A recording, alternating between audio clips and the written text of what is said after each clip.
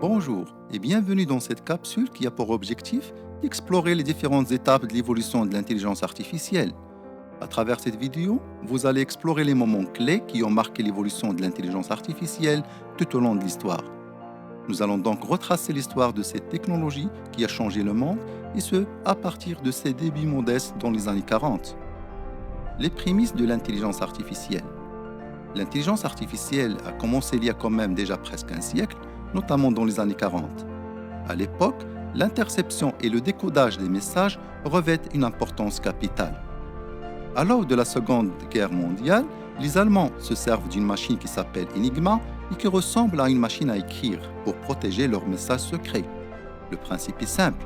Lorsqu'un opérateur appuie sur une touche, une diode va éclairer une autre lettre. Ceci donnera alors des milliards de combinaisons possibles, et il est donc impossible de décoder le message sans disposer de la même machine avec de bons paramètres. Entre-temps, les équipes britanniques continuent à analyser quotidiennement des dizaines de messages codés et interceptés du côté allemand. En 1936, Alan Turing publie un article fondateur du concept de machine de Turing. Ces travaux ne tardent pas à attirer l'attention du gouvernement britannique qui le recrute au sein d'une équipe spécialisée dans le décryptage de communication. Alan Turing a mis rapidement en évidence deux failles majeures dans le fonctionnement d'Enigma. D'une part, une lettre est systématiquement transformée en une autre lettre. D'autre part, les Allemands envoient à intervalles réguliers des messages dont le contenu peut être deviné, comme par exemple le bulletin matinal de météo. En cherchant un mot qui a une forte probabilité de se retrouver systématiquement, Alan Turing augmente d'une façon significative les chances de deviner les combinaisons permettant de déchiffrer le message. La découverte de Turing offre un avantage tactique et décisif au commandement allié.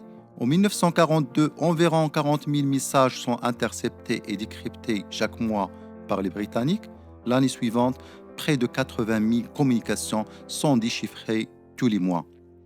En s'inspirant d'un instrument électromécanique conçu par les Polonais, Turing construit alors une machine métallique colossale de décryptage Enigma sous le nom Victory. Sans le travail d'Alan Turing, la Seconde Guerre mondiale aurait été prolongée de plusieurs mois.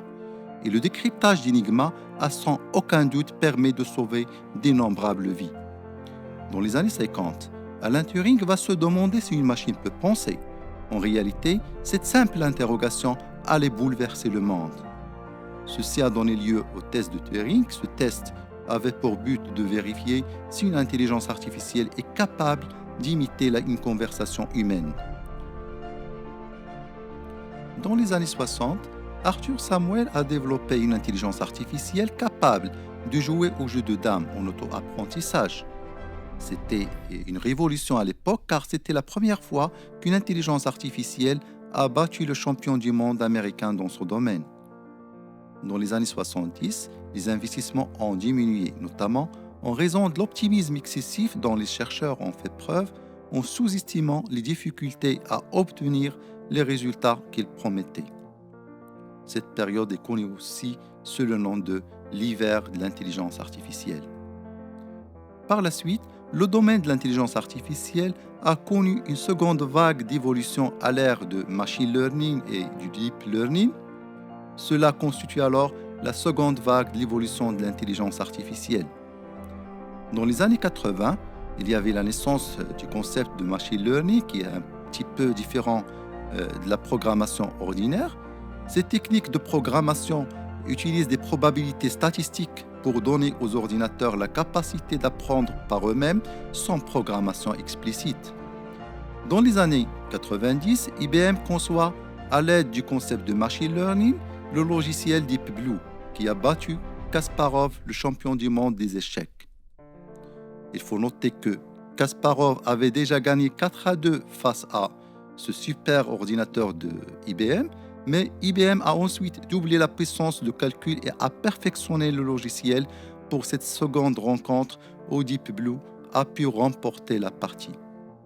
Avec la victoire de Deep Blue, l'intelligence artificielle semble rattraper l'esprit humain dans un jeu considéré depuis toujours comme exigeant de hautes capacités intellectuelles.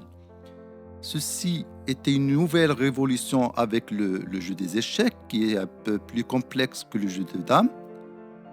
Puis, dans les années 2000, de nouveaux concepts de type learning ont été dérivés du concept machine learning, mais beaucoup plus profonds avec la mise en place de réseaux de neurones. Cela a permis de répondre à des problématiques plus complexes, notamment dans les années 2010, où l'entreprise DeepMind, rattachée plus tard en 2014 à Google, a développé son fameux logiciel AlphaGo. Le programme AlphaGo a pu battre le champion du monde, cette fois-ci du jeu Goban, considéré jusqu'à maintenant comme l'un des jeux plateau les plus complexes au monde. Enfin, dans les années 2010-2020, il y avait une explosion des technologies qui ont contribué à l'émergence de l'intelligence artificielle. On parle alors de la troisième phase de l'évolution de l'intelligence artificielle, ou encore l'ère de Big Data, le cloud ou le GPU. Ainsi, le concept du Big Data va fournir les mécanismes nécessaires à la récolte des données massives. Le GPU aidera à répartir la puissance de calcul et le cloud permettra de mutualiser l'ensemble des ressources. Ce qu'on peut retenir, c'est que l'intelligence artificielle n'est pas une technologie aussi récente, même si ces dernières années, on en parle énormément. C'est une technologie qui a commencé il y a déjà presque un siècle et qui va prendre l'essor dans les années à venir avec l'explosion des puissances de calcul et des données qu'on collecte chaque jour.